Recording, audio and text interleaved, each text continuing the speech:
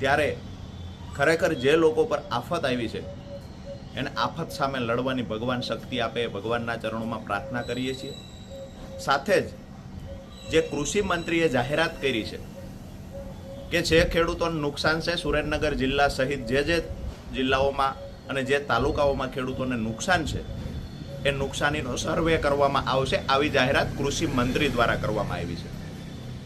ખરેખર જ્યારે કૃષિ મંત્રીએ જાહેરાત કરી છે ત્યારે ક્યાંક તો જાહેરાત અધૂરી છે અથવા તો માત્ર સર્વેના નામે નાટક થઈ રહ્યા હોય આવું અમને દેખાઈ રહ્યું છે.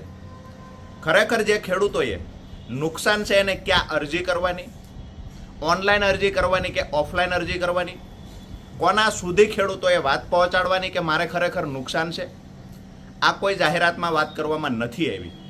કઈ યોજના અંતર્ગત કેટલું વળતર ચૂકવવામાં આવશે એની પણ કોઈ વાત કરવામાં નથી આવી.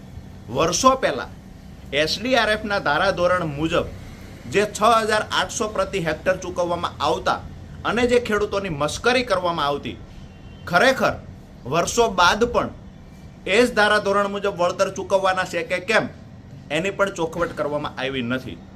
ગઈકાલે સુરેન્દ્રનગર જિલ્લા ખેતીવાડી અધિકારી સાથે જે અમારી ટેલિફોનિક ચર્ચા થઈ, અમને જાણવા મળ્યું અને નવાઈ લાગી કે દરેક ગામની અંદર દરેક ખેડૂતના ખેતર સુધી પહોંચી અને ટીમ સર્વે કરશે, ત્યાર પછી સર્વેનો રિપોર્ટ તૈયાર થશે અને ઉપર મોકલવામાં આવશે, આવું જિલ્લા ખેતીવાડી અધિકારીનું કહેવું છે.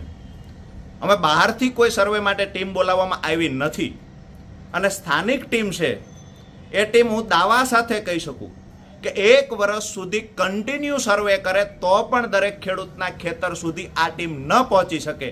એટલે ક્યાંક ને ક્યાંક સરકાર નાટક કરી રહી હોય સર્વેના બહાને, આવું અમને દેખાઈ રહ્યું છે.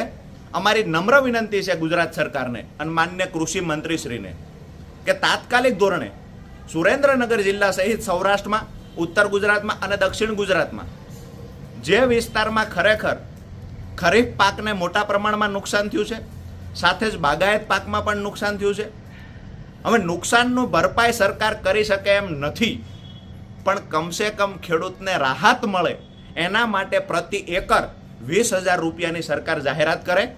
આવનાર 3 દિવસની અંદર જો સરકાર દ્વારા ખેડૂતોને કેટલી સહાય ચૂકવશું અને કેવી રીતે ચૂકવશું આ જાહેરાત કરવામાં નહીં આવે તો 3 દિવસ પછી કિસાનોને, ખેડૂતોને સાથે રાખી અને અમે રોડ પર ઉતરશું અને જે ખેડૂતોને ખરેખર નુકસાન થયું છે એને ન્યાય મળે આના માટે સરકારમાં રજૂઆત કરીશું.